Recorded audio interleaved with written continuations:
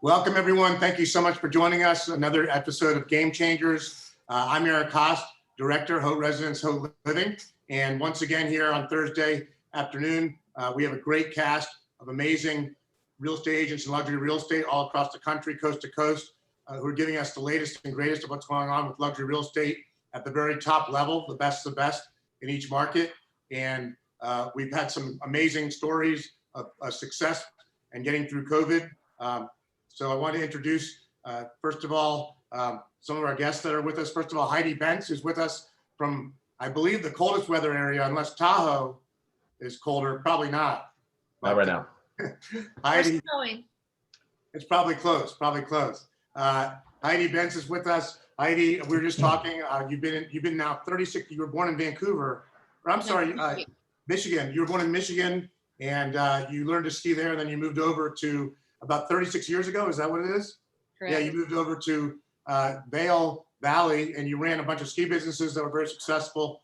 And then, of course, you got into real estate about 17 years ago, and you've been a top agent now for at least 7 years with Sotheby's International Real Estate, which is awesome. So thank you so much for joining us today.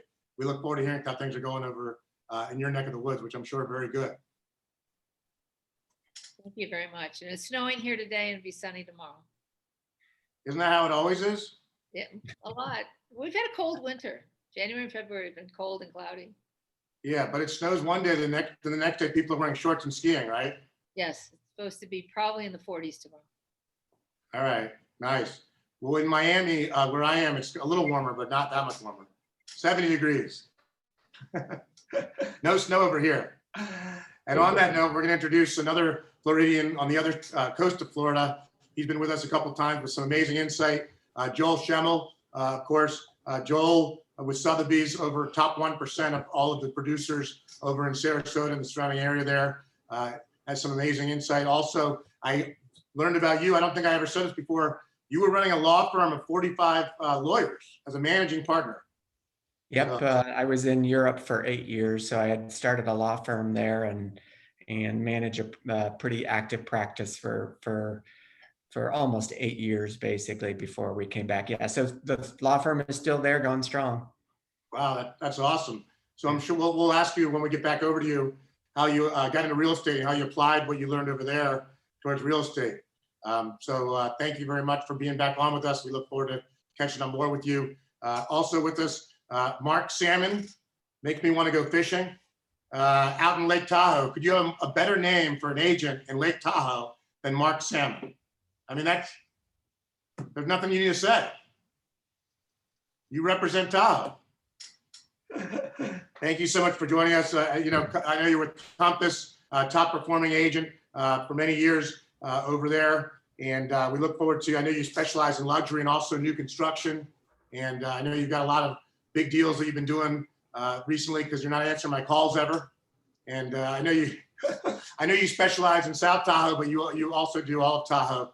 And we look forward to catching up with you a little bit too. And hopefully it's warmer where you are than where Heidi is, and it's not snowing.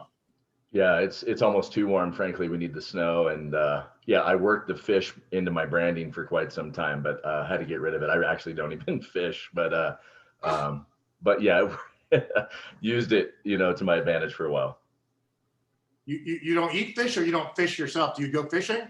I don't fish myself. I eat fish, especially raw the better. but yeah. I'm sure there's a lot of good fish out there in Tahoe as well.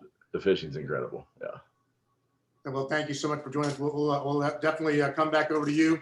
And then last but not least, but he was the last one to jump on because of technical difficulties. Now he's back in action over here in Las Vegas. We have Darren Marquis. I want to make sure I'm pronouncing your last name correctly, Darren. It's Marquis, right?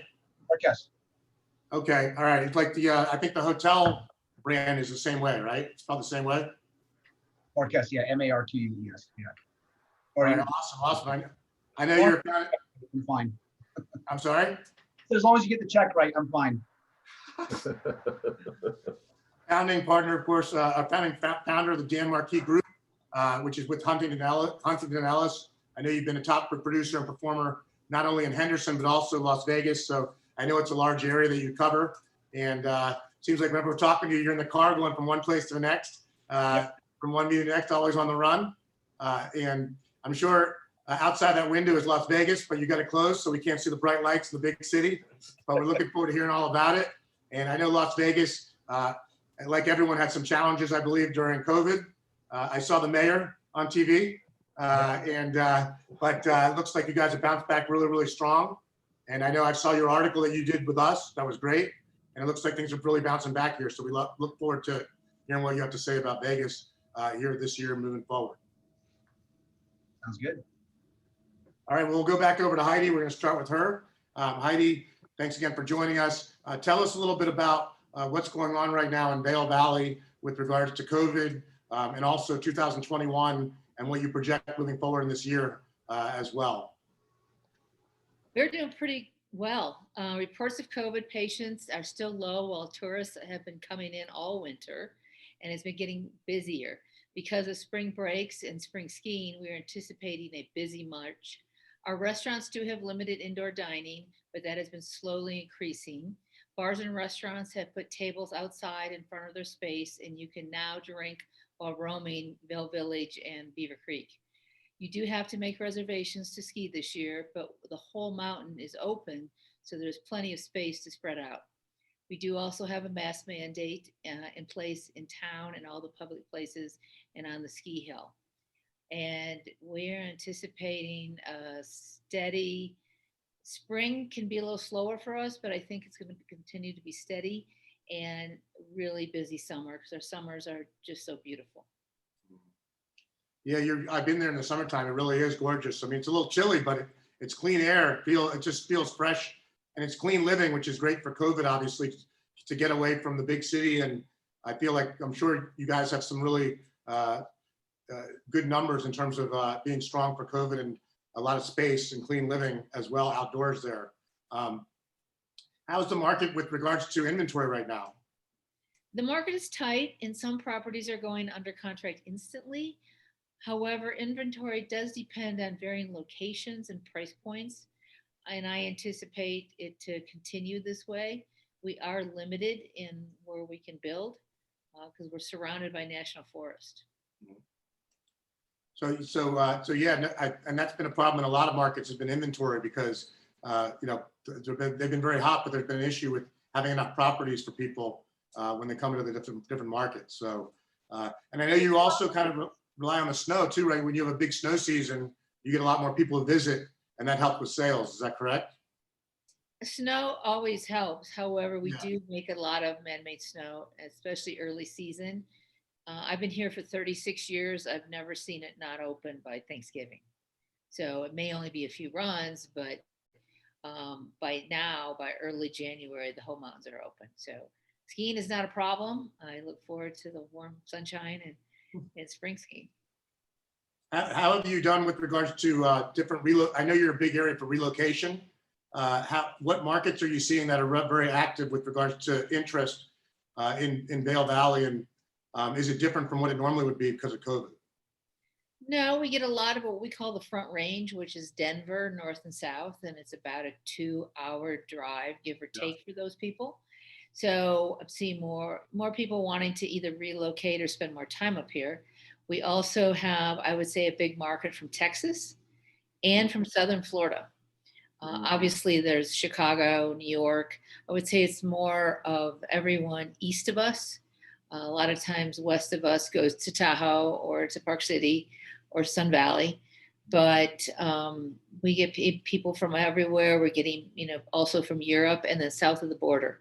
We have a pretty large Mexico City clientele. And they're here now and they love Vail and the mountains. In the background there, are those actual skis that you've actually skied with, or do you have, what No, are those are snowshoes, but I'm in a condo that I have listed in Beaver Creek. It's beavercreek324.com. And so this is I'm sitting at their dining room table and this is the backdrop. But those are snowshoes where if you have deep snow, you need snowshoes on to go for a hike. Otherwise you sink. So the snowshoes will hold you up. And those are old-fashioned snowshoes. Very cool. Very cool. Let's go over to Joel in Sarasota. I think Joel is more using golf clubs over there. in his area, or maybe a surfboard in the water. But Exactly. a little different over there. How's everything going since last time we talked? I know you had a lot of great listings, but also inventory was an issue, so you had to pick and choose, make sure you thought inventory would be an issue moving forward too. How's everything going with inventory and sales since last time we talked? Yeah, I think it's, our market has, I'd probably call it kind of insane. Literally, inventory is the biggest challenge right now. We have such huge buyer demand and very limited inventory. And it's, I think we've gone through a cycle of, it used to be some price points. Now it's pretty much across the board as far as inventory shortages. So it's very interesting. I probably get 5 calls a day from realtors looking for anything that might be coming up in the near future. And I think you see here anything under $1 million, if it lasts more than 48 hours in MLS, then there's something wrong with it. Wow. So Okay. it's really engaging. I think it's, we've been very fortunate. I mean, it's, just compared last year, we had a record year last year of over 100 million we closed. We're already at 51 million for this year. Wow. So it is kind of crazy. Yeah. So, one of my questions. Go ahead. That was going to be my question. You already answered. Yeah. Because I knew you had a record year last year, and I was going to say, how are you going to build on that? Do you foresee that happening this year, and what's it looking like? So you already. I think inventory will be our challenge. I mean, we have the demand. We have the fundamental population growth from, we had the traditional Midwest buyer pool, and that is now significantly expanded to the Northeast. Mm-hmm. And California is our new kind of crazy source of buyers coming from California, and even Texas has been interesting. We've never had Texas or California. They both appeared, in the last year as heavy duty buyers. And of course, COVID has really just kind of fueled the market to a certain extent. We joke about it, for better or worse, you would never know we have COVID in Sarasota. Everything is open, everything pretty much at running as normal, essentially, with some basic precautions. And the good news is we're not spiking our cases or anything, so they're flat or declining. So again, positive from that perspective.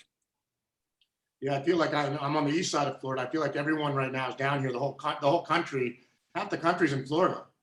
I mean, I don't know how the roads are in Sarasota, but half the people are working from home. Yet the rush hour is the worst I've ever seen down here. Yeah. I feel like a lot of it's the Northeast too. Like half the people I know from New York are down here. And they're here for working remotely for the winter. So, but yeah, it's definitely been a boom for Florida as a whole. With us being open and less restrictions. And luckily we haven't gone up, but we've been going down with numbers. Right. So that's a good thing, and that's a positive sign. So what would you say to someone who's thinking about selling their house? I guess the question is, with the spring coming up and with COVID, maybe people being a little more loose about COVID and not as worried about it with the vaccine, do you think that's going to make it so that people will put their home on the market quicker? They'll be more comfortable showing their home? Yeah, so I think we've definitely kind of gone through that phase. I think people are pretty comfortable. I mean, I've had a few instances where people now are just waiting to get fully vaccinated before they formally list, just as a precaution. But very minor, maybe 10% of all of the listings. We are seeing an interesting market now of opportunity sellers because we have super strong demand, which I think will balance out, in the next 6 months to a year to a better extent. So there's some opportunity sellers here taking advantage of a super hot market. Of course, the challenge is you have to, if you want to stay here, you have to turn around and do something on the buy side. So that's essentially the challenge here. But I think we will definitely break some records this year as far as price points. We've never compared to Miami and West Palm and Naples at the super luxury market, but we're creeping up there We have now a good handful of properties in the 10 to 20 million range, which we haven't had before. So yeah, you guys are definitely on a new level with that. yeah, I think with that 10 to 20 million range, I don't think I saw that popping up on the screen a few years ago. no. And you see that popping up all over. So, Mhm. but they continue to rise too, so it's a great investment. Yeah, I think the reality is, and when people are coming from the Northeast and they're not super familiar with Florida and they're looking around, they're seeing, what something costs in Naples and what something Yeah. costs in West Palm Beach, and Sarasota's kind of a steal. Yeah. We're still, 30 to 50% off those markets. Yeah. And so again, we have we have some room for growth, and people will see that as, we will catch up eventually. Yeah. It's an opportunity. Agreed. And it's interesting. Everyone mentions Texas. Heidi mentioned Texas. You mentioned Texas. Everyone seemed to mention Texas as markets that is hot for them that maybe was not hot before. I guess it's right smack in the middle of the country, so it goes to the west and the east coast. But everyone I talk to says Texas. They're getting people from Texas, which I didn't hear that as much ever before. Yeah. So that's an interesting area of relocating. And then California. Are you talking more Southern or Northern California from that area? I would probably say more northern, but really everything, I think, too. So it's obviously that's, historically had the, initial move from a tax, savings perspective. And now I think with COVID and more restrictions, again, we're pretty much open. So people see that as a positive, transition as well. So yeah, it's interesting to see the increase from California. I don't think, people thought very highly of Florida from California a few years ago. Yeah. Now it's not so bad. Yeah. It seems like, things change quickly from that. Yeah. Absolutely. Speaking of California, let's go over to California right now to Mr. Mark Salmon. We're talking about California. We love your insight over in Tahoe. So what's going on? This is your first time on with us. Thank you and welcome to us. We're looking forward to your insight. What's going on with regards to COVID right now in your market? I'm sure a very hot market as well, and inventory and COVID restrictions and everything. Yeah, it's what certainly has driven the market. Obviously, everybody's heard about how strict California has been with regard to COVID and travel. But I think the whole 150-mile thing, people are in the Bay Area just outside of that for the most part. And I think it's been somewhat ignored, obviously. I mean, you hear all these guys, these restaurants, you got a lot of restaurant bar owner friends that at 25% occupancy, they're still crushing numbers from the previous year and even prior to that when they were wide open during, these seasons. So it's incredible, but obviously people are vacating the city, especially in the tech industry where they're able to work from home. And we're so close to all that in Silicon Valley and San Francisco. And there's obviously a lot of money that comes with that as well. So those guys it's really been a second home destination for years and years, but now it's more primaries that I'm seeing, young techies escaping the city, escaping COVID and all these restrictions to come to Tahoe. They got Bay Area wages and pretty inexpensive real estate compared to what they're used to. That sounds like a pretty good deal. Well, it's been good until, same problem as I'm hearing in Florida. It's just a lack of inventory. And so, it's almost scary, frankly, to list a property right now because what your next 3 days are going to look like. It's 50 showings and 20 plus offers, and it's very time consuming at that point.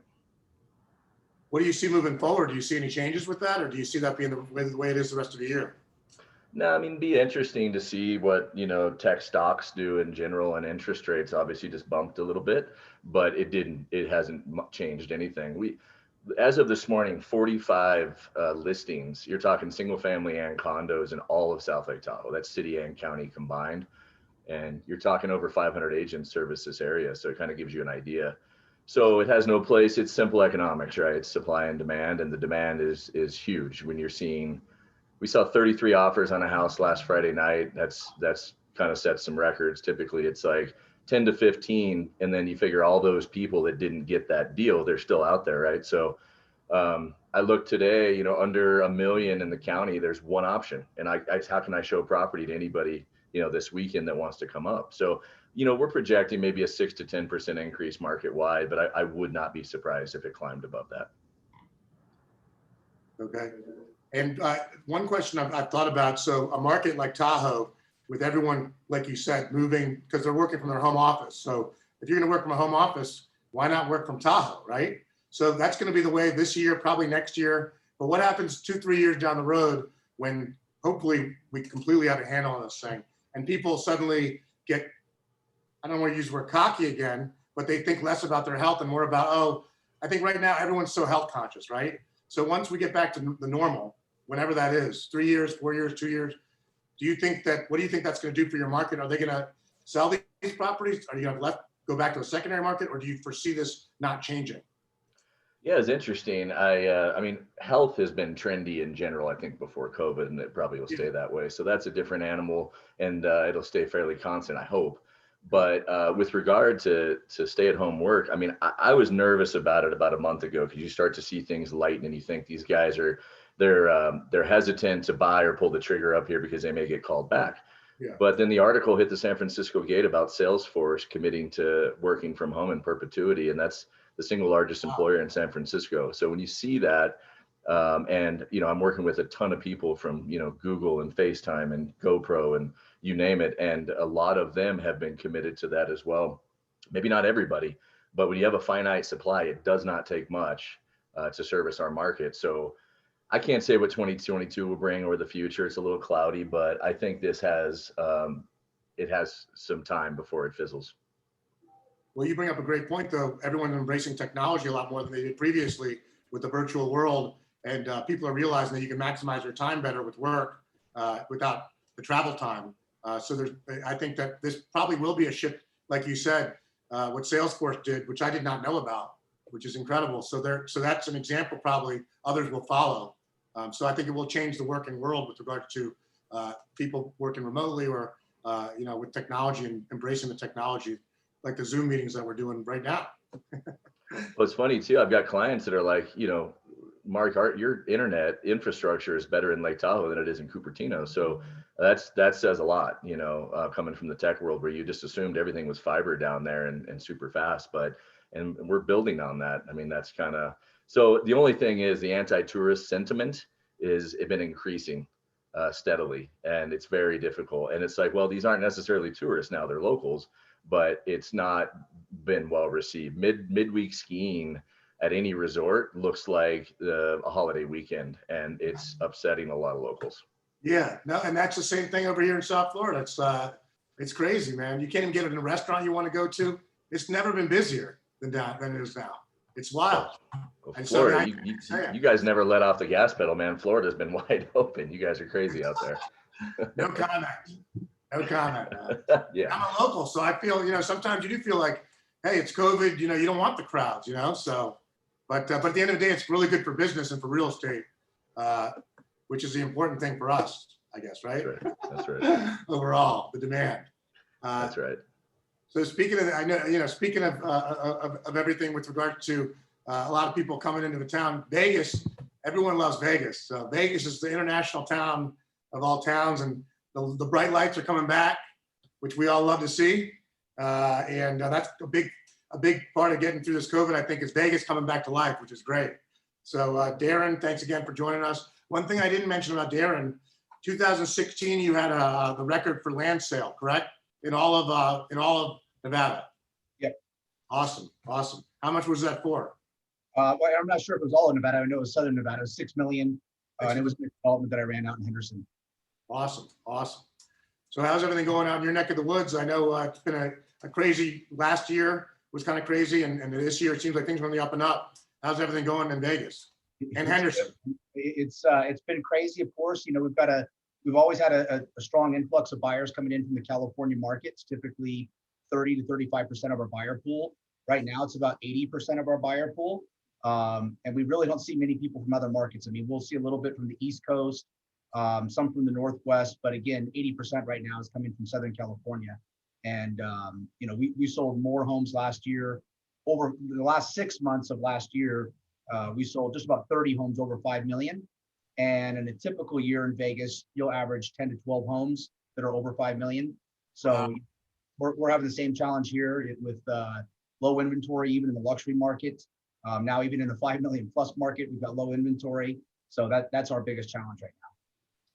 Well, it sounds like, I'm just gonna guess that the reason California is so hot is because people are scared to get on planes right now, but you're getting the people driving from California as opposed to people from the East Coast that are like, hey, Vegas, I'll go there next year when things are better with COVID. Is that, or I'll go there when I'm safe, when I feel safer. Is that safe to say? Yeah, I think a lot of it, I mean, it's natural. 50% of our tourists are from Southern California on a typical weekend anyway. And about 50% of them end up driving in even during normal time. So I think that's just helped, increase them coming in. Plus with the fear of it rising state income tax in California and Nevada not having a state income tax, it's very attractive here in Nevada. Now, what are the other areas outside of California that normally would be very hot? Obviously, New York City, Chicago, Miami. What other areas are you guys are international too, obviously. So what areas internationally and also in the US are hot markets or the hottest markets? I know you draw from everywhere, but what would be the hottest other markets? I mean, right now, I mean, I'd probably say Midwest. So Chicago and those areas, we see quite a few people from. International, we've seen that slow down a lot. I mean, international was really hot, honestly, in the downturn of like 2009 to 2012. We've seen that slow quite a bit over the past few years. Again, most of it's still without California, our market definitely wouldn't be what it is. So. Yeah. Now tell me, I know you handle kind of a large area there between Vegas and also Henderson. Let's talk about the differences between the two. Are they both similar right now? Is there any one thing about one of the markets that stands out more than the other markets in terms of your advice that you would give to anyone out there? It's always funny when people come to Vegas, there's always kind of two areas of town that they look at, either Summerlin or Henderson. And it depends a lot on what areas of the country they're from. They tend to like one area or the other better. So typically we find people from Orange County, they like Summerlin better. It has kind of the same feel as Orange County does. And then people from, north of LA, like Calabasas, that type of stuff, they tend to like Henderson more, the hills and a lot more greenery and stuff. So, and Henderson still has a small town feel, even though it's a suburb and it's, 20 minutes from my house here. It's still, directly connected to Vegas, but people just like it because it still has a small town feel to it. Is there any new construction projects that you're working on right now or that Vegas has that's going on right now? I know they're always growing and building. Is there any big time stuff you want to talk about with new construction? Yeah, I mean, the one thing that's really helped our market in the last few years is the introduction of professional sports. And we've had things for the past few years that have helped our market, that being one of them with the Vegas Golden Knights and the hockey team, now with the Raiders here. It's making Vegas a legitimate city that people now want to live in and come to because there's community things that they can do. Everybody has a view of Vegas that it's only the Strip. There's a lot of things to do off the Strip with, great hiking and lakes and all that type of stuff that most people never visit. But now with the professional sports teams, that's helped us a ton coming into this market. And I'll tell you what, it's been great to have you guys in the professional sport. I'm a huge sports fan, and my Washington Capitals did beat you guys in the Stanley Cup Finals, which was great a couple of years ago, no offense. But on your home ice, that was fun to watch. Ovi holding the cup up. But your team still the next year, we did. You guys are still that. It's amazing they built that team the first year they made the finals. I've never seen that in the history of sports. That's pretty incredible. So, it's pretty cool as a native of Vegas. I mean, I grew up here, and the one thing we always heard is there'd never be a professional sports team. And when they would try semi-pro teams, they'd get zero support. People were usually pretty distracted with other things. And so it was always questionable on how the team would do here. But I can tell you, I mean, every game is sold out. And that's not just been year one, but every year it's been, every game is sold out. And so it's really done well here in the Valley. And same with the football team. I mean, it's funny, as many people that were not Raiders fans who are now Raiders fans locally, they've jumped on the bandwagon and they're excited to have a professional team here. And I love how they add the Vegas flair to the teams with the marketing. The way they do and the way the city's gotten behind it, they sell out every game. So it's pretty cool. We have Derek Carr, the quarterback, was on our Vegas cover. We gotta link up with you on that. He might be available for some promotion, but he's a great guy. And I don't know why they're talking about trading it. Those trade rumors. That guy's awesome, I think, right? I don't know why. I don't think they're really going to trade him, are they? No way. I don't know, man. I'll be honest with you. I grew up here. I don't follow sports much. I have gotten into hockey, but definitely starting to follow football more now that we've got a local team. But don't you think also you guys can handle professional sports team now because of how much you've grown in those areas outside of Vegas with people that live full time there now? That whereas before maybe you didn't have that 10, 20 years ago. Now you have that kind of a much larger population that's suburban Vegas and lives year round. Yeah, and that's been the thing with Vegas over the past years, is that it's never, with professional sports team coming in, they've always been concerned about the support. Now that we're seeing the overwhelming support for both, NHL, NFL, there's tons of rumors, and I know it's happening, but there's supposed to be a professional baseball team coming. I know NBA has been wanting to come to Vegas for years. So, I would say in the next year or 2 years, we'll see those coming. It's exciting when those professional teams come in, obviously in the luxury market. That again helps our luxury market because you've got all the players coming in and the executives and everybody else that are tied to those teams. But it does create excitement. I mean, with 50% of our tour space coming from Southern California and California in general, having the Raiders here has been huge. I mean, I would say that once we're open back up, I mean, probably 50% of the visitors to the games will be from California and stuff coming here. Well, also, it's a cool thing to do when you come to Vegas. They can coordinate trips for other people outside the Vegas centered around the game, which makes it fun for a quick weekend trip to go check out your favorite team in Vegas. If I see the away schedule for my team and it says Vegas, I mean, good weekend. Let's pick that one. Every hockey game, there's equally as many fans of the opposing team as there is Vegas fans. So it's and that's been the one great thing about living here, is that you don't have to really go visit anybody anywhere else. Everyone's always happy to come visit you. So yeah, I hope Mark doesn't get upset. Everyone's talking about how California, they take all this business from California. Are you Mark? I'm a Raider hater. I got to be honest with you.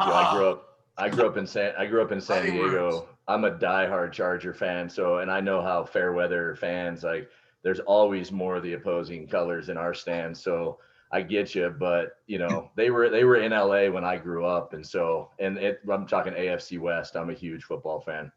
Dude, those Raiders fans are mean too. The Oakland fans were the scariest fans besides the Eagles fans.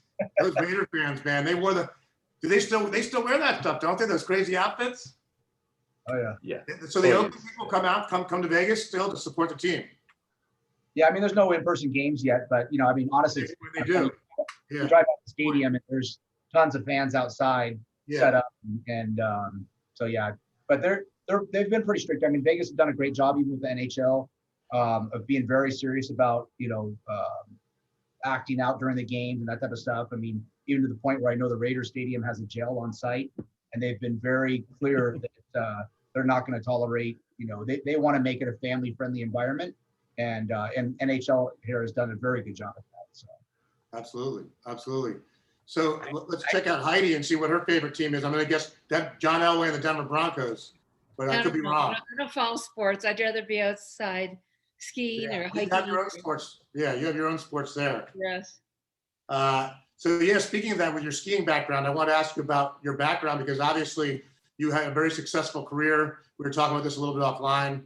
You had a very successful career with running your own businesses in the ski business, and now you've become a realtor. How do you apply the change? Or do you use a lot of the same skills that you used with running a business that you do for real estate, or is it a lot different? And how's that different for you with your transition, which obviously is very successful? I think the skills are the same. Before I moved to Vail, I was a stock and commodity broker for Merrill Lynch right out of college. So I had those sales skills, and I've always either been a salesman or a business owner. I sort of run myself like a business. I do my accounting and bookkeeping and keeping track of expenses like a business, yet I'm the only one out there. And I think my abilities to share my love of my passion of the mountain lifestyle and the properties, know the area very well, love to go out skiing with people and helping them and showing them how to get to that ski and ski out home, and just customer service. And they're from all over the place. I love meeting people from all over the world, and just my enthusiasm for the mountains and this lifestyle here, which is totally different than Sarasota, but not that I wouldn't like a little warm weather right now. So I'm looking forward to that 40 degrees tomorrow. I'm going to ski with tomorrow a young man who was my private student when he was growing up. I started teaching him when he was 6 until about 18, and I was a teenager through high school, and he found me, and he's like, I'm coming out, I want to ski with you. So that was really special. But I think in any business, you've got to run yourself professionally, whether it's behind the scenes or in front of the scenes. I enjoy doing video, and I'm embracing the social media platform and trying to get online more and in front of the camera more. And not everyone is comfortable doing that. I'm doing videos on properties. Some have me in them, some don't. But I can FaceTime anybody or be out there. And so I anticipate that part of my marketing to grow. I don't have properties to sell in 3 days and have 20 offers. Sometimes it takes a year, but they're beautiful properties and special. So I'm looking forward to the future of how we're marketing, because it's a little more personalized. And I do think being a salesperson and owning a business is similar. I don't have the employees that I had before, but the love of skiing and the outdoors and the passion for the sport goes to all aspects of my life. No, absolutely. But speaking of social media, how have you seen that evolve? What channels are you using that you've seen to be the best for you, and where are you trying to grow that? What do you foresee on that? Instagram, Facebook? Well, it doesn't come naturally to me, but I've been doing Instagram a lot, whether it's a property, whether it's something I've done that day or that month, and then similar on Facebook. Trying to do more videos, some YouTube. I have my own personal video of my sort of life story on my website. I also do my own personal newsletter every month. If anybody wants to be on it, just drop me a note and I'll put you on it. And that is very personalized to the Valley and what's happening that month for me and real estate in the Valley. So I think it's just going to expand, and it's learning the technology that I guess is my biggest challenge. But being in front of the camera is the easy part for me. Well, and you did a great video for us, of course, I think we just posted it in the past hour. I don't know, did you see it go up? I know you No, I posted it. haven't looked. I was busy getting ready for this, and I have a client coming out next week that families had a home here forever, but they want something for their family, and they want to build, which is not a lot of land available. So they're starting to tear down things and build. So I was just prepping for that. But I did that video yesterday on a little bridge across Beaver Creek, and my office is on the banks of Beaver Creek. And so just ran out there and did that quick little video. That's great. And video content certainly is the future of the business. Absolutely. Are you using Matterport too? And anything else that you didn't use previously? Yes, Pictures. You have a big base of people you probably talk to out of town that want you to show them properties virtually. How do you do that? Well, I've done it via FaceTime before. I've done it recording something and sending it, but I did have a $3 million property on the base of Arrowhead Mountain in November, which was on the market for years. All of a sudden the buyer came, but the buyer never saw it. It was totally virtual. And she had a friend and a broker come and look at it, but it was the Matterport that really helped her to figure out her decorating. It was being sold furnished. But I do pictures, I'm with the photographer, I'm setting things up, I'm staging, and then the same thing with the Matterport, and also the live video, or sometimes I'm in it, sometimes I'm not. So I think we have to do it all so you can at least, and then obviously the verbiage about the basics of the property and the location, but everybody learns differently and everybody likes to watch different things. So I think you sort of have to do it all. Yeah. No, absolutely. True entrepreneur. What would you say to someone who's looking to come into your market into Vail, that was looking to purchase a property that would be an investment or maybe their second home? What would you tell them? Is it a good time now to look, or is it a better time to look maybe 6 months from now? I think it's important to look now, and there's so many different areas. And even though maybe they've been a visitor in the past, owning here and picking the area that you like is important. So a lot of times I call it the bird's eye view, that I drive them around showing the differences and similarities between Vail and Beaver Creek, or the areas just outside of the base of the mountain. So pick the areas you like and then start searching for real estate. And if you don't find something that looks good for you at this moment, at least you know the areas you like in the future, and then we can keep searching in that area if something comes up. That happened this summer with someone where the market took off before they got here. But now they know the areas they like, and so we're going to continue to search in that area for a property that they like. So it's a little bit of both. Great. Now back over to Joel. Joel, is there any new major developments or attractions that have come into Sarasota recently or that are coming to Sarasota that you want to let people know about? I think, generally we continue to bubble along as far as, what's going on here. We did a couple of years ago, the International Rowing Center here. So we host a number of international world championship rowing competitions in the Sarasota area. So kind of an interesting twist for a city like Sarasota. I think our downtown continues to be pretty vibrant. The newest Ritz Tower is completely sold out. So that went really quickly in the last 6 months, basically. So that's completely sold. Premier Sotheby's, the company I work for, just launched a new building downtown that they're marketing. So our downtown continues to be pretty vibrant.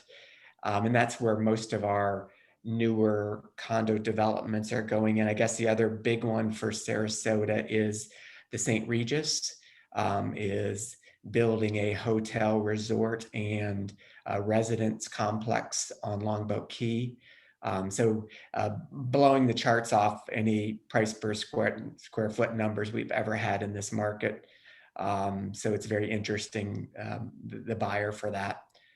It's definitely not an investor buyer, it's an end user buyer, and they're going for that ultra luxury resort style community in Florida. So those are the kind of the fun elements that are popping up here and there. It's very hard to find beachfront, et cetera. I mean, usually at this point, if you're going to do development on the beach anywhere near here, you're going to have to, somehow get an old building to come down and put a new one up. So it's somewhat limited by that perspective. And I think if you look at the history of Sarasota, it's never been high density anywhere. It's not like the East Coast. We have very few big hotel buildings or really big condo buildings on the beach. It's all kind of mid-rise oriented and very low density. So that's kind of, the gist of Sarasota. It's a little more, I don't know what to call it. I want to call it like kind of Midwestern in its growth kind of perspective and very limited. And I think that will obviously pop our values a little bit more too, because there is more green space, more less density, et cetera. So, and I have a really good story on where we're talking about the Vegas NHL. So I was working with an NHL coach here. He was a referral from another client. We had spent a whole week with he and his wife, and they just fell in love with Sarasota. And so we ended up putting a condo under contract. And so we get it all signed, everything done. He calls me the next morning. He says, "Joel, I have to cancel the contract. I just got the job offer in Vegas." So he's the coach. And Coach for Vegas? Yeah, he's the coach there. So he didn't buy anything, but it's kind of funny how that all went. That's not what. Wait, this just happened in the last week or two, right? No, last year. Last year. Because Yeah. Okay. Yeah, because I didn't realize they changed their coaches actually. Because their other coach were doing really well. Yeah. But, They tend to change pretty frequently. no, I know. There's not a lot of job security as a head coach in any pro sport, that's for sure. I think the average is 2 years at each stop. Even if they're great, they can be the best ever. They're still, they still go around everywhere else. So, hey, you know what? Control the controllables. You couldn't control that falling through. So Exactly. But that's pretty cool.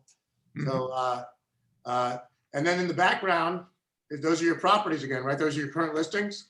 Yes. Rotating? Anything new going on over there? Anything you want to talk about with your current listings? I just listed an amazing property. It's the highest priced property ever in the market. So we listed it at $19,900,000. So wow, awesome. It's pretty exceptional. Sarasota offers a couple of unique things. One of the islands, Casey Key. So we have really 4 or 5 barrier islands off of Sarasota. So there's a variety, but Casey Key is a kind of a long, narrow island, and the properties go all the way from the Gulf Beach all the way through to the bay side. So this is a 3.5 acre Gulf to Bay compound. Really interesting. It's got its own peninsula. It's got 3 different beaches. 2018 build, so it's almost brand new. Just, kind of hits all those buttons. So we've been tapping into the, purposely tapping into the Naples market. We think a good chance we'll have a person from Naples they have no inventory at all in this kind of caliber of home. So we're kind of trying to pick up some action from Naples. We've seen a lot of that in the last few years as well. Yeah, you told me that last time we talked. You said Naples was one of the top areas, and I thought about it, and it makes sense because they don't have much waterfront. Correct. It's more non-water properties over there. So yeah, I always say Naples, beats us heads down in the golf course community and the country club concept. They do it so well there. But as far as waterfront and beach, we just have so much more here. And kind of like Heidi hit on, I mean, different islands have different feels. So you can kind of get a variety here of casual or more formal or whatever you kind of are looking for. I guess when you do your marketing now too, you're doing a special focus on probably that area a little bit too, trying to reach people there, which is absolutely. Where else from Florida? Are you seeing Palm Beach? People from the East Coast? You said that too. You said there was some people. I think we don't see many transitions from West Palm or Boca or anything, but we see now people looking everywhere. Mm-hmm. So comparatively, kind of seeing the value that's here. And again, a lot of people are coming from out of market, and so they don't know where exactly they need to be or should be. It's kind of like Heidi said, you have to start the big picture, get them, kind of understand them and what their lifestyle is and kind of what the best areas are for them first, because we may not have the inventory in those areas right now to actually sell them something. But if they can hone down in those different areas or locations, you can monitor the market, or even we're finding now where we actually are approaching the market and not quite knocking on doors, but something along those lines if we have a specific equation. Yeah. And how is it with the running a law firm of 45 lawyers different from real estate, and how do you apply the principles that got you so successful with that over to real estate? Definitely the attorney and managing the law firm was a lot easier. Wow, really? By far. Attorney, I don't think so. By far. I contracts for everything, man. Cussing, you cuss again, you're grounded for a month. And he did. Here it is, Eric. You signed it. I was grounded a lot. But go on, sorry. No, I mean, it's a great background, of course, and having the law degree in accounting. I'm licensed in Florida as well. I sat for the bar when I moved here, and so it just gives you a nice perspective on everything. And we all know, a lot of our fellow realtors out there are not very strong contract people. So that's true. Of course, and also there's a lot of real estate laws with zoning laws, construction, that you have a knack for that people don't realize. There's so many legal elements involved. And I guess you don't really need to hire a lawyer to look over the contract when you're their agent, because you can do that for them. Because I think a lot of people hire a lawyer to look it over. Yeah, for sure. So I should be your agent. One-stop shopping with Joel Schemmel. No lawyer needed. No, people always ask me, you want to do the closing? I'm like, no way, I don't want to do that. That's the boring part. All that back and forth. It's like it's a lot. There's a lot of legal language in there that before I purchased a home, I didn't realize how intense it is. Yeah. But it's definitely good for someone, obviously, to look it over that has a law background, because there's so much involved. Yeah. And I think the very interesting thing right now, and again, because of the market and how interesting it is, so we're actually seeing much more litigation right now, because you're having these multiple offer situations. And so as a listing agent, you have to we have new protocols that are going into place where we have to, as a listing agent, if I'm in a multiple offer, I can't even receive the offers. They have to be sent to my broker all by a deadline, and then they can only be handed to me all at the same time. So it's crazy. Yeah. But it's because people get beat out on on offers, and they're litigating about it. Yep, understandable. Back over to Mark, who's not fishing over there in Tahoe right now. Fishing for business. You're fishing for business. Well, what would you tell? What would you tell someone that's trying to purchase a property right now in Tahoe as an investment? Would you say hold off, wait till next year? It's a good time to purchase now from another area. What would you tell them? Well, it depends. I mean, I feel like people, as long as they're making a purchase thinking in long term, then it's a safe investment in Lake Tahoe. The market is trending upwards. The trajectory is pretty steep, and it's a fast moving train. So if you're going to get a piece of it, now is the time, because once, we crest the top there and it starts fading downwards, the cycle, like the last, the Great Recession hit us very hard as a second home market. And it took, 10 years for those values to recover. And so, if you want to wait it out, it just could be that once it turns, you're waiting an additional 5 years. So how bad do you want the lifestyle? How bad do you want to be up here? And you should be thinking in terms of 10 plus years, and then it's a safe investment. If you're trying to flip houses up here or anywhere, frankly, then I don't really support that. It's got to be a tie-in of investment and emotional up here in just recognizing that lifestyle. Well, now are condos as hot as the single family homes? What's the difference in the markets for you? Yeah, people will take whatever they can get right now. Yeah, condos are hot for sure. Mainly because we've had issues with vacation rentals in town in the city of South Lake Tahoe. We have Measure T that is a ban on vacation rentals in residential neighborhoods and just the city limits. And so that pushed a lot of interest into the condos because people are able to still rent those. And that makes really good sense for people up here, is to short-term rent to offset their debt and basically break even. I know a lot of the haters tend to think that it's more of they're doing this to generate income, but it's really just to, like I said, squash their debt, cover the nut. They're not up here enough to justify the big prices sometimes without doing that. And you mentioned that, when they go on the market, they get, there's 15, 20 offers at once. How far above asking price are they averaging right now with the sale? 10 to 15%. Okay. For both condos and single family. Yeah, I put a little place on yesterday at $699 at 2 p.m. and by 6 p.m. I had 4 offers and we were well over 100,000 over sticker. And the phone just won't stop ringing right now. It's crazy. And even though it's one of those like, hey, Monday we're going to review all offers, it becomes a point where it's just overwhelming. It's like, you know what, we're going to knock it out today. These prices have gotten way out of where I thought they would have even hit. You may not be able to release your secrets on this, but I'm going to still ask you. If I'm looking for a property, I see a property I love, you agree that it's a great property. You're helping me purchase the property. You know that there's going to be 15, 20 other offers on the table, right? And I have the money to buy it, but I don't want to do anything too stupid.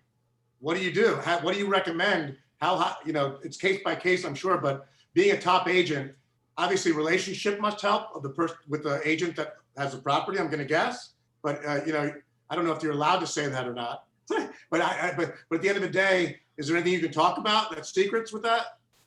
Or you can't talk about it? No, of course. Yeah. I have to say relationships are important, and being a veteran agent, I know when I'm talking to a seller and we're reviewing offers, the agent comes into play. I've got a veteran that knows how to manage his clients well, and I've got a rookie trying to somewhat prove his worth. Maybe doesn't have the experience to navigate certain details. That definitely comes into play. But in this market, it's the strategy too. I mean, I know escalation clauses are kind of a delicate topic, but that's a hot ticket in our market. So like understanding some of those strategies and, showing people, hey, like you got to go all the way to the point of where you really are uncomfortable and you're okay letting that property go for that price, push it to the limit. And again, though, it should be looked at as a long-term hold. And when I say finite supply, we have 4,000, maybe less buildable lots in the entire Tahoe Basin.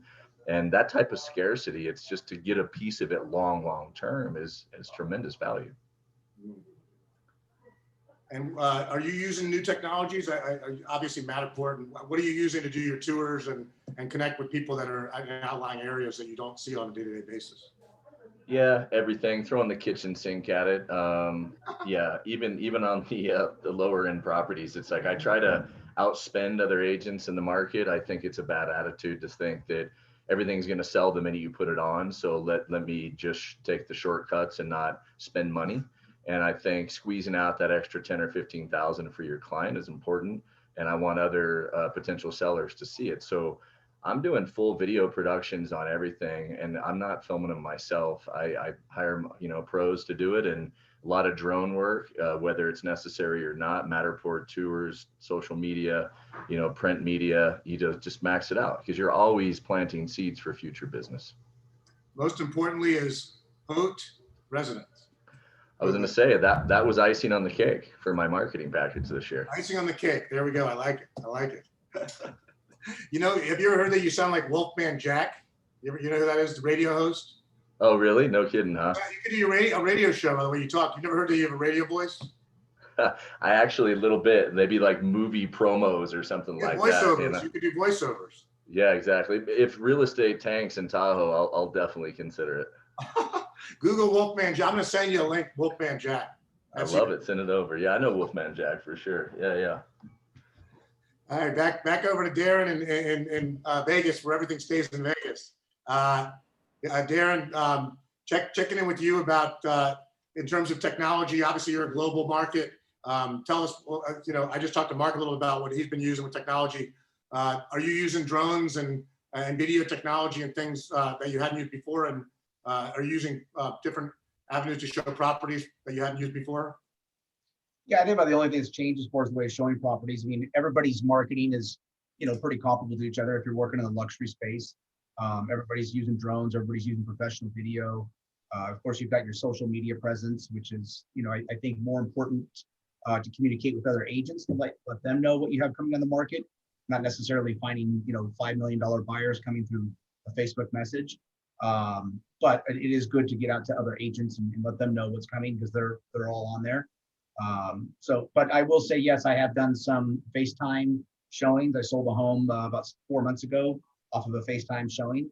And oh, wow, you never met him in person. Never met him in person. And wow, that's crazy.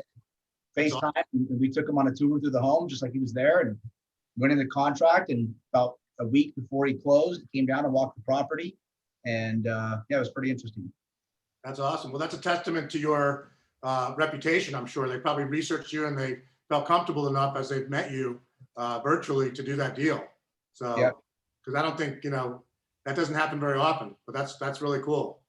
That's very cool. Where were they located? They were in Northern California. Okay. All right. Very cool. What's the condo market compared to the single family homes as you get a little outside of in the suburbs? What's the differences right now in what you recommend in terms of how hot they are? And are both still doing very well equally, or is one hotter than the other? What's the differences between the two?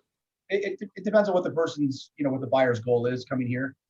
If it's just a vacation home, typically they're going downtown on the strip. That's where most of our high rise is. I'd say, 98% of our high rise is on the strip. We've only got 1 or 2 high rise properties off the strip. And so, yeah, I mean, if they're looking to be a resident, they're buying outside the strip and outside a high rise, and they're buying, a single family residence. Yeah, well, I figured with people kind of looking at safer living, we've seen a lot of people moving from condos to single family homes. So I didn't know if you saw an increase in that compared to condos, but it seems like condos are bouncing back now, right? Yep. People are going back to condos.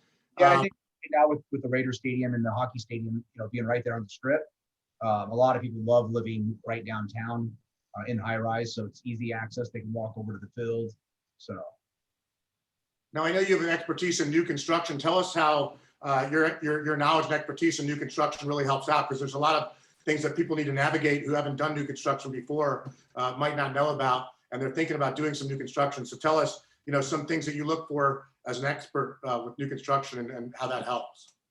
I mean, the biggest thing I probably help my clients with is especially land purchases. If they're buying in a new development and looking to buy land to build, most of them don't understand the process of what it takes to go through hiring the architect and general contractor and going through the permitting process and design review and all that stuff. So with my relationships and background that I have in new construction, I've been able to help a lot of the clients navigate through that much quicker. Also helps me in understanding luxury properties better. I think in order to sell a luxury property at a premium price, you've got to understand what goes into that. I mean, everything from, you can go with a basic window package in a home that could be 50,000, or a really high-end, custom window package in a house that could be 300,000. And I think as an agent representing luxury properties, having that understanding is really important.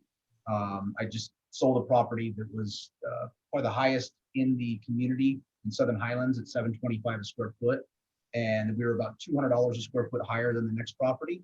And it was new construction, and it was mostly because I was able to convey to the client, because they asked first off, why are you guys so much higher?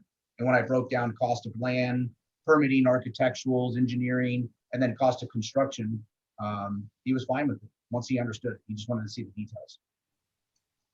Well, listening to you, that's a huge thing, because obviously, if you don't have an expertise in that, your head would be spinning trying to find the right people, and you can get screwed pretty easily if you find the wrong people. So if you know them and you've worked with them for a long time with your relationships, that's a huge help.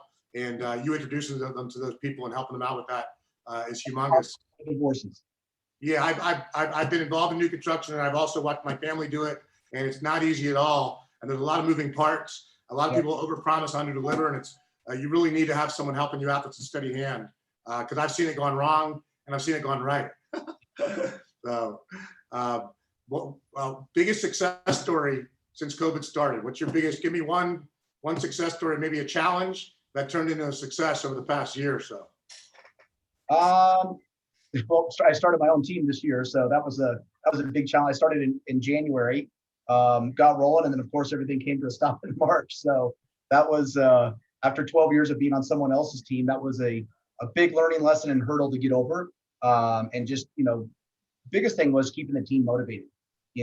Obviously everybody easily got into a slump, and after about 2 weeks, I just had to get everybody back engaged and keep them motivated, so that when the market did come back, we were ready for it.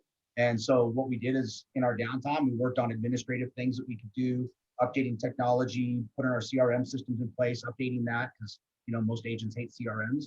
And so we really just used the time wisely and got the back end of my business up and going, so that we were ready when the market came back. And then we had some great sales. We had some, the one that I just mentioned that was the highest in the neighborhood. That was a big success for us with new construction. And so it's been a great year.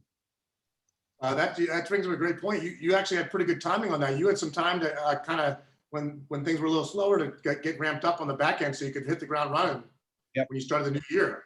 So that's pretty cool. Looking back, it was actually a blessing, because I started off in January, and we were rolling and trying to get office staff in place and hire, recruit team members, that type of stuff. It was getting to be pretty taxing while I'm still trying to be out selling every day. And so honestly, the slowdown helped me for a few months get all those parts and pieces in place. And now we're really rolling. Awesome.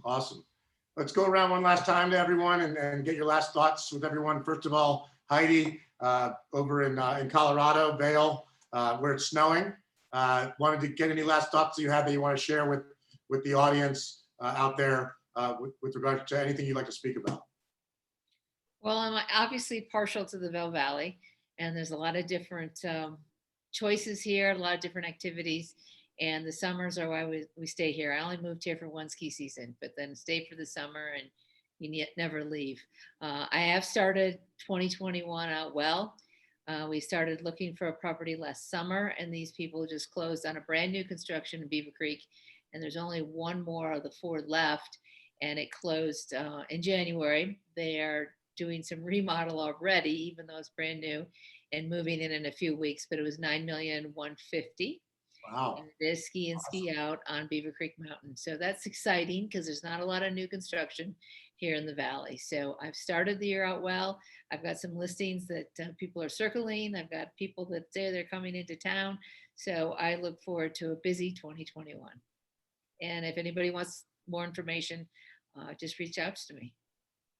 Yes, well, all of our partners that are on right now, you can see, go to HauteResidence.com and click on the different agents, and you can find any of them on here. And we'll be downloading a YouTube video and doing a whole story as well, and I'll send that to all of you guys. But thank you so much for being on with us. And don't leave us, though. We're not done. We got to talk to the other guys first, and then we'll wrap it up. But thank you so much for being on with us, and hopefully you have a great time skiing tomorrow when it's 40 degrees out and it's sunny out. Fresh powder. Doesn't get any better than this. And congrats on your hot start for the year as well. Thank you. Speaking of hot start, Joel Schemmel's had a hot numerous years, but this year it's been hot as well. But the inventory, of course, is the one thing you can't control. Any last thoughts that you have for everyone out there with regards to what you'd like to speak about? I think, again, the markets, I think that question about the market and is it going to cool off? I think people are always curious about that. And I think it's, I think a couple people hit on it. I think maybe Mark mostly about how just a limited amount of availability here. And I think it will level off. I don't anticipate any backward trends at all as far as value. So I think if you are, considering the Florida market, I wouldn't, you'd certainly wait for the right property, but don't wait. It's not going to get much better. Yeah. As far as prices, et cetera. And again, I think it's, and Heidi hit on it too. I think it's interesting to see how these markets do interact with each other. I've referred back and forth multiple times, particularly to Colorado, to Vail, to Steamboat Springs, to Aspen. There's a lot of our clients have multiple homes. And so they'll have a home in Colorado, a home down here, and a home in Chicago. So again, it's really nice to, get to know and build some relationships in these different markets. Hopefully build our business together. I used to actually advertise our properties in Vail during ski season because we thought it was an interesting angle since you have such good crowds there during ski season. Yeah. And it looks like you have the sunshine right now, right on Yeah, you. it's actually blinding me. I have a feeling you need some sunglasses, right? You're getting a tan while you're talking to us. I'm the sun setting over here to the west. I'm in my office, so it's coming Yeah, at. it's coming down right now. Sun's coming down a little. When I first moved down here, I didn't realize, because I'm from the Northeast, and I didn't realize that my father told me we're close to the equator, so the sun sets later down here than up north. That was an interesting thing I didn't learn until I got down here. I should have probably learned that before then, but I was like, wow, it's like 6 o'clock. It's still sunny down here. But you do get a little more sunlight down here in Florida than up Northeast for sure. As we can see with Joel right now, wearing suntan oil. I have my blinds down. It's still coming through. All right. Well, thank you again for being on with us. Always great to have you on. And over to Mark, Salmon, the Oakland Raiders hater, the Vegas Raiders hater, San Diego Chargers, Bobby Hebert is the man. Oh, wow. That was a great draft pick there. Yeah. Chargers have a bright future, I think, right now. So I'm sure you're excited about that. Any last thoughts on Chargers and real estate? Yeah. I can talk about their rookie quarterback for the rest of this, but love him. That's awesome, man.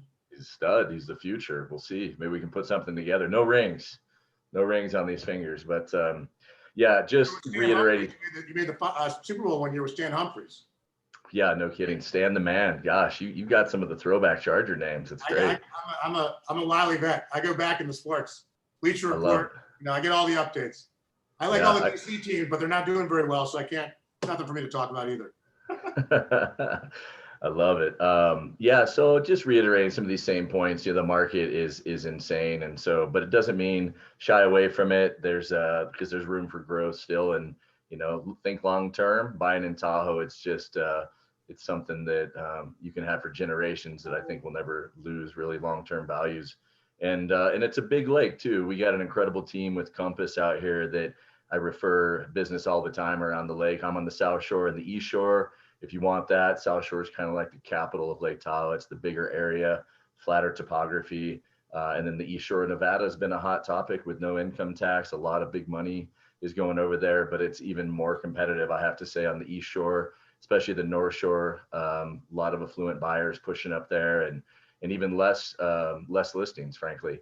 But then we've got the West and the North Shore too, and I've got my colleagues over there. So come check it out and pick your favorite ski resort and your favorite beaches, and then we'll lock you down on a property. Sounds great. And yet I know Tahoe's got a really fun summertime too. I know that a couple of my friends have had bachelor parties out there actually. So there's quite a bit to do on the lake over there. Yeah, what happens in Tahoe, but the summertime is bigger than the winter. People think of Lake Tahoe as a winter destination. Yeah, summer trumps by far, hands Just down. like Vail, actually, too. But people don't realize how beautiful these towns are in the summertime also, when they haven't been there. Well, you think about Sacramento Valley when it hits 110 to 120 degrees and you've got water temperatures in the 60s, and that's surface temperatures, you know, it's everybody's running to Tahoe. Yeah, yeah. All right, well, thanks so much for being on with us. We'll definitely have you on again soon. This is your first time with us also, so we're definitely looking forward to having you back on again. And hopefully inventory gets rocking there as well, and you guys get more properties on the market in the springtime. Sounds good. Darren, Thanks, Eric. back over to you over in Vegas, where you're stealing everyone over from California. Yep. The professional sport teams and and real estate investments too. Would love any last thoughts from you as well with regard to anything that you want to talk about with Vegas real estate or anything at all. I'm just excited for this year. I mean, we've started off with a big bang, and we're set to exceed our last year's sales in first quarter. So that's an exciting thing. And you know, looking forward to the market staying strong for a while. I think we'll still have even as things change, interest rates go up, all that type of stuff. I think we'll still continue to have the influx of California buyers coming in because of the tax savings. And so, you know, I think the longevity of Vegas is going to be really strong. And Vegas has always been really good at reinventing itself when things start to slow down or die off. They quickly change direction. And, you know, 1 week it's family friendly city. The next week it's Sin City. So whatever it takes to get people here. Something for everyone. Yep. Something for everyone. Absolutely. Absolutely. Well, thank you so much for being on with us. We're definitely looking forward to having you back on again soon to hear, you know, how hot the market is. And I think each month that goes by, it seems like I think more and more people are going to be coming back to Vegas and booking trips out there, which will mean obviously more and more demand on the real estate. Everyone loves Vegas. Everyone loves busy. Yeah, absolutely. You'll be seeing me there too, soon too. So be ready. The pools are back open, so they'll be waiting for you. Well, hopefully they have fans of the games. My DC football team will play your Vegas Raiders. I'll go check that out. There we go. So, well, thank you again for coming on with us. Heidi, Joel, Mark, Darren, you guys have been amazing. Thank you so much for being on with us. We're gonna, as I mentioned before, this has been on Facebook Live, Instagram Live, and Zoom. We're gonna download this full video of the event on YouTube and do an article on our website. I'll email all you guys so you guys have each other's contact info. I'll send all you guys the full video, and we definitely love to have you on again. You guys have been amazing. Thanks everyone for joining us today. This has been another episode of Haute Residence, Haute Living Game Changers. I'm Eric Haas, the director. We really appreciate having you guys on. And thanks again for an all-star cast with some amazing insight into the market that has been very, very hot. And we hope to continue that as well. Thanks again, guys. Thanks, Eric. Appreciate it. Thanks, everybody. Thanks, guys.